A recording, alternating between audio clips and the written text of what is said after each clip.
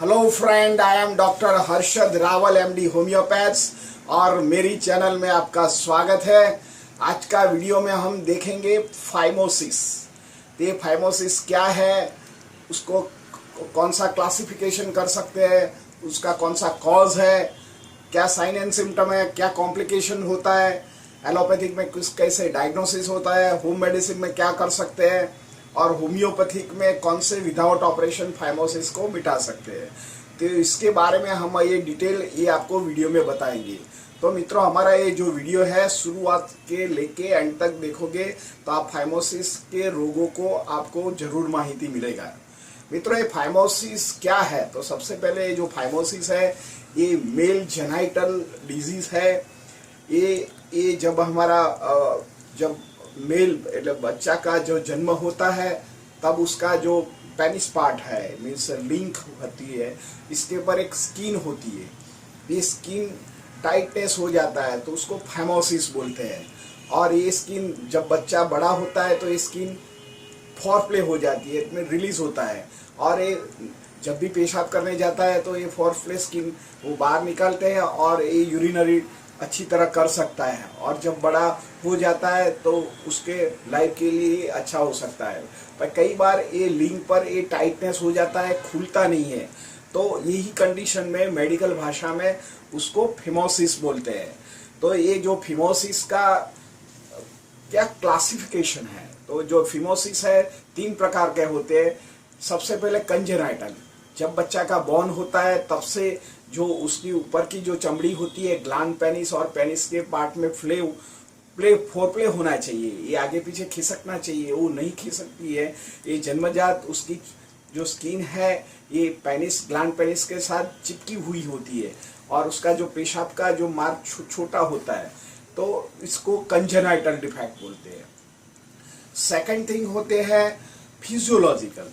तो ये जो फोरप्ले होता है, जो स्किन होता है, ये 6 से 7 साल के बच्चे होता है तो धीरे धीरे स्किन डेवलप्ड होती है और 7 साल के बाद वो स्किन और निकलता है, ऊपर नीचे होती है। जब बच्चा पेशाब करने को जाता है तब ये रिट्रैक्ट करता है और पेशाब निकलता है।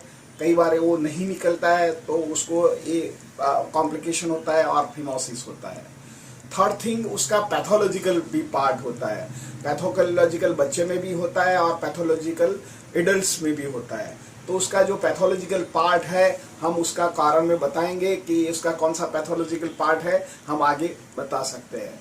मित्रों, ये फाइमोसिस होता है जो स्किन आगे पीछे नहीं होती है, तो ये इसमें 2 पार्ट में हमने वो क्लासिफाइड किया है। सबसे पहले बच्चों में, तो बच्चों में नहीं होता है तो उसका कॉम्प्लिकेशन होता है, उसको पेशाब में जलन होती है, दुखावा होता है और फाइमोसिस होने के कारण स्किन में अनहाइजीनिकल रहता है, इन्फेक्शन रहता है, इन्फ्लेमेशन भी रहता है। तो भी जब भी बच्चों को ये फाइमोसिस का प्रॉब्लम हो तो पेरेंट के साथ, ये बच्चे को साथ अच्छी तरह बात करने का होता है, उसको समझाने का होता है कि ये स्किन क्या होती है, फोरप्ले होती है कि नहीं है। आप उसके सामने, पेरेंट्स सामने उसको अच्छी तरह एजुकेट करें तो ये धीरे धीरे उसको मालूम नहीं पड़ता है और इन्फ्लेमेशन होता है। कई बार बच्चों को बार बार उसको गले में टॉन्सिल्स हो जाता है, गले की प्रॉब्लम रहता है, हम गले की दवा करता है पर उसका सेकेंडरी कॉज फिमोसिस भी हो सकता है। कई बार बच्चों को बॉडी नहीं बनता है, बार बार सर्दी खांसी हो जाता है, बुखार आ जाता है, बॉडी एक होता है और हमने सब भी दवा देने के कारण भी ये बुखार नहीं उतरता है। तो हम सेकेंडरी उसको जो जेनाइटल ऑर्गन देखते हैं तो ये फिमोसिस का कारण रिकरेंट यूटीआई का उसका सेकेंडरी इन्फेक्शन गले में होने का संभावना रहता है। तो मित्रों, ये जो बच्चों की बात हुआ तो यही कारण की वजह से फिमोसिस हो सकता है। जो आपको डर लगता है तो होम्योपैथिक में फिमोसिस के विदाउट ऑपरेशन क्योर कर सकता है। तो हम आपके आगे जो मेडिसिन में बताएंगे, जो फिमोसिस की कौन सी होम्योपैथिक मेडिसिन है, इससे आपका जो टाइटेट बनता है लिंक के ऊपर, ये तनाव नहीं आएगा, इन्फ्लेमेशन नहीं होगा, इन्फेक्शन नहीं होएगा और तुम्हारा बच्चे को विदाउट ऑपरेशन जो फोरप्ले स्किन नहीं होती है वो ठीक हो सकता है। मित्रों, इसका क्या कॉज होता है? कॉज एक तो अनहाइजीन पार्ट होता है, ये पार्ट बराबर वॉश नहीं करते हैं तो इसके कारण ये फाइमोसिस होने की संभावना रहती है। और इसीलिए आप वहीं लुब्रिकेशन रखो, अच्छी तरह वॉश करो, गर्म पानी से वॉश करो तो ये धीरे धीरे ठीक हो सकता है। मित्रों, इसका क्या साइन एंड सिम्टम होता है? देखो, फाइमोसिस होने के कारण उसका जो इन्फ्लेमेशन हो जाता है, यूरिन बाहर निकलता नहीं है। यूरिन बाहर नहीं निकलने से स्किन टाइट हो जाता है, तो यूरिन जो आगे का पार्ट होता है ये फूल जाता है, यूरिन निकलने में देरी लगती है, दर्दी को दुखावा होता है, स्वेलिंग हो जाता है, सॉरनेस होता है, पेनफुल रहता है, कई बार तो वो भाग रेडनेस हो जाता है और दुखावा भी होता है। सेकंड थिंग, कई बार ये यूटीआई इन्फेक्शन हो जाता है, पेशाब में नली में जलन होता है पेशाब करने के बाद, और उसको थकान भी लगता है, बॉडी एक होता है। बच्चों में टॉन्सिल्स होने की भी संभावना रहती है और उसका बॉडी बनता नहीं। यंग एज में जो उसका ये जो फाइमोसिस होता है, इन्फ्लेमेशन हो जाता है, तो इसके कारण वो इंटरकोर्स नहीं कर पाते हैं, तो कई बार मेल इनफर्टिलिटी होने का संभावना रहती है। कई बार वो जो इसमें यूटीआई हो जाता है, यूरिनरी ट्रैक्ट इन्फेक्शन हो जाता है, तो ये कई बार इसमें तुम्हारा मूत्रनाली सांकड़ी हो जाती है, स्टिनोसिस भी हो जाता है, और इसके भी दूसरा कॉम्प्लिकेशन हो जाता है। कई बार जब इंटरकोर्स करने को जाता है मेल, तो ये नहीं कर पाता है, सेटिस्फेक्शन नहीं होता है, उसका स्पर्मेटोजोन वो विड्रॉन हो जाता है, और जो बाहर फेंकने जगह है वो ब्लेडर में चला जाता है, और इसे वजह से एब्स्टिनेंट स्पर्मेटोहोरिया बोलते हैं, और इसके वजह से भी उसको इनफर्टिलिटी रहने का चांसेस रहता है। जो क्रॉनिक फाइमोसिस होता है, तो इसको जो रिटेंशन यूरिन का भी एक संभावना 5 से 10% रहती है। तो जो यूरिन होता है उसको रिटेंशन भी रहता है, कई बार रिफ्लेक्ट यूरिन करता है, तो किडनी में भी डैमेज करने का संभावना रहती है।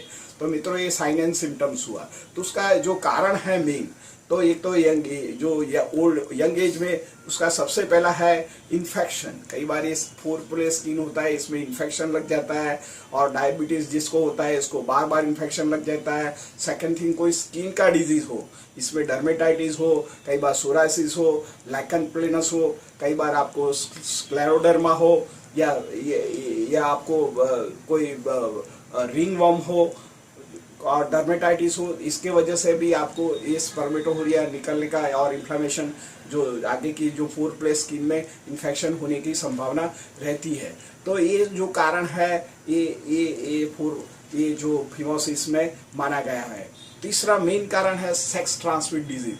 कई बार मेल का जो सेक्सुअल ट्रांसमिट डिजीज होता है, गोनोरिया होता है, सिफिलिस होता है, तो ऐसे पेशेंटों में भी यही प्रॉब्लम होने की संभावना रहती है। तो इससे जो कॉम्प्लिकेशन होता है, एक तो सबसे पहले डायबिटीज़ वाले कोई पेशेंट को ये स्पर्मेटोहोरिया रहने का संभावना रहती है। मेल होता है तो ये इनकॉम्पेटिबिलिटी इंटरकोर्स में रहता है, तो इनको मेल इनफर्टिलिटी रहता है, बच्चों में टॉन्सिल रहने की संभावना रहती है, और ये जो कारण होता है ये उसका कॉम्प्लिकेशन का वन ऑफ द पार्ट है। मित्रों, आगे हमने बताया कि उसको कैसे डायग्नोसिस किया जाता है।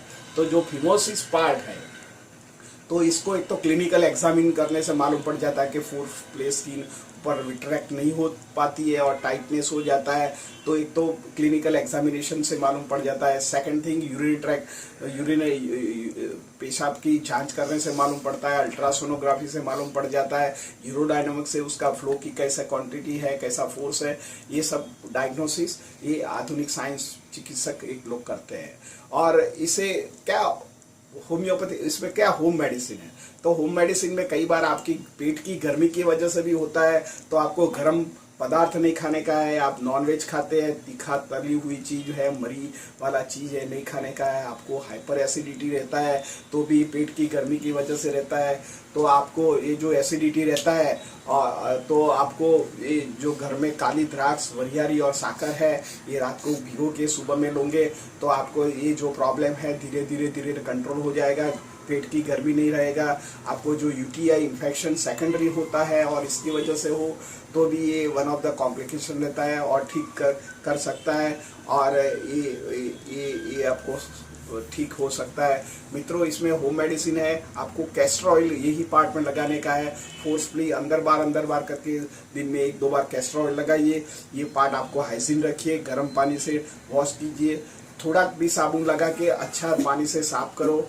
और अंदर का वेयर है ये आप हाइजीन साफ सुथरा हो और बराबर क्लीन हो, कॉटन वेयर पहनो, तो आपको जो फेमोसिस का जो प्रॉब्लम आया हुआ है ये विदाउट ऑपरेशन होम्योपैथिक से मिट सकता है। मित्रों, अभी हम उसकी 5 से 6 जो मेन मेडिसिन है हम बता सकते हैं। आप खुद फेमोसिस की दवा ले सकते हैं, नहीं तो हमारा सेंटर में आके भी फेमोसिस की दवा ले सकते हैं। कई बार तो ऑपरेशन करने के बाद भी सेकेंडरी फेमोसिस हो जाता है।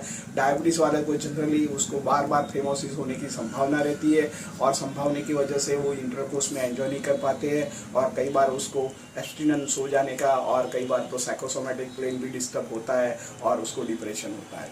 मित्रों, होम्योपैथिक में सबसे पहले जो दवा है कैनाबिस इंडिका।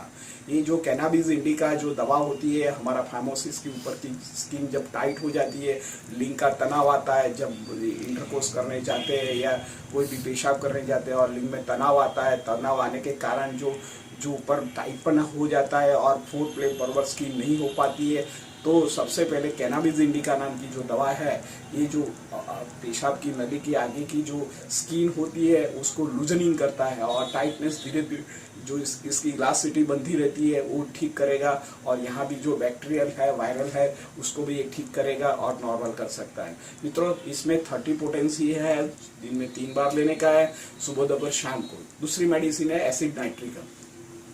ये एसिड नाइट्रिकम होम्योपैथी की मास्टर ब्लास्टर दवा है। ये दवा कई बार इंटरनल डिजीज की वजह से, इंटरनल जो तुम्हारी गर्मी है, कई बार सेक्सुअल कांटेक्ट करने से फीमेल में भी जो इन्फ्लेमेशन होता है और पेनिस थ्रू आपके ग्लैंड पेनिस को अड़ता है और इन्फ्लेमेशन हो जाता है, तो एसिड नाइट्रिकम दवा काम करती है। कई बार इधर चीरा पड़ जाता है, कई बार उधर में वाइटनेस हो जाता है, गिल्ट होता है, इसमें से कुछ मटेरियल निकलता है, तो इसमें होम्योपैथी की जो दवा है एसिड नाइट्रिकम 30 पोटेंसी में आपको सुबह दोपहर शाम को 2 से 3 महीना लेने से आपका जो ये टाइट नीट यंगस्टर में आया हुआ है वो ठीक कर सकता है। मित्रों, थर्ड मेडिसिन है, बच्चों के लिए भी है और बड़े लोगों की है, उसको मर्क आयोडाइड बोलते हैं। जो बच्चों को कंजेनाइटल या पैथोलॉजिकल बॉन्स के कारण से ये जो फेमोसिस हो गया है और ऑपरेशन करना मुश्किल हो जाता है, तो इसमें मर्क आयोडाइड नाम की दवा है। ये मास्टर ब्लास्टर दवा है, ये यंग एज में भी काम करता है, और जिन लोगों को गले की, बच्चों की तकलीफ रहती है, यंगस्टर को भी गले की तकलीफ रहे और पेशाब की नली का स्किन फोर्थ प्ले बराबर ऊपर नीचे नहीं हो जाए, तभी कंडीशन में मर्क आयोडाइड 30 पोटेंसी में मास्टर ब्लास्टर मेडिसिन है। It is a proven medicine. आप 30 पावर की दवा सुबह दोपहर शाम को ले सकते हैं। मित्रों, जो ग्लैंड पेनिस के आजू बाजू में स्वेलिंग रहता है और जब भी पेशाब करे तो 1 से 2 धार लगे, कई बार धार सीधा पड़ने के मतलब त्रासी धार पड़े और यूरिनरी ट्रैक्ट में समांतर में यूरिन पास नहीं हो, तब उसी कंडीशन में आप सल्फर नाम की 30 पोटेंसी की दवा 2 से 3 महीना लोगे तो अपर जो बाहर का इन्फेक्शन है और इसकी वजह से उसको ग्लैंड पेनिस टाइट हो जाती है फोर्थ प्ले स्किन, तो इसमें सल्फर जो दवा होती है, वायरस या बैक्टीरियल इन्फ्लामेशन हो गया है तो ये रिपेयर कर सकता है। मित्रों, आगे की जो दवा है एपिस मेलिफिका। एपिस मेलिफिका होता है, ये मधुमक्खी डंक में से बनी हुई होती है। ग्लैंड पेनिस में बारंबार पेशाब की जो सिस्न पार्ट है इसमें बारंबार सूजन आ जाती है, पेन हो, बर्निंग हो, जलन हो, अंदर ब्रुशिंग पेन, अंदर कोई कटता हो, ऐसा जो महसूस हो जाता है, तो होम्योपैथिक में एपिस मेलिफिका नाम की दवा 30 पोटेंसी में सुबह दोपहर शाम को लेने से ये दवा आपको कायमी जो फिमोसिस और post phimosis complication means post operative complication phimosis करने के बाद हुआ हो तो ये अच्छी तरह मिटा सकता है। मित्रों, कई बार इसमें पस हो जाता है, बारंबार पस हो जाता है। सिलिशिया एंड हेपारसल, एक दिन सिलिशिया 30 लो, दूसरे दिन हेपारसल 30 पोटेंसी, ये 2 से 3 महीना आप रिपीट करोगे तो ये सपुरेटिव पस फॉर्मेशन बना हुआ है, ये आपको रिपेयर कर सकता है और फिमोसिस कंडीशन नॉर्मल कर सकता है। मित्रों, तो फिर भी आपको कोई एक्सटर्नल होम्योपैथिक दवा लगाने का है तो आप कैलेंडुला मदर टिंचर एक्सटर्नल लगा सकते हैं। थोड़ा जलन रहेगा, अपने धीरे धीरे एक्सटर्नल जो फिमोसिस है, स्टिनोसिस आया हुआ है आगे की चमड़ी में, वो ठीक कर सकता है और विदाउट ऑपरेशन आपकी ये जो फुल फ्लेश स्किन है नॉर्मल कर सकती है और आपका हेल्थ अच्छा कर सकता है। मित्रों, हमारा ये वीडियो अच्छा लगा, लाइक कर दीजिए, शेयर कर दीजिए। धन्यवाद। Thank you very much.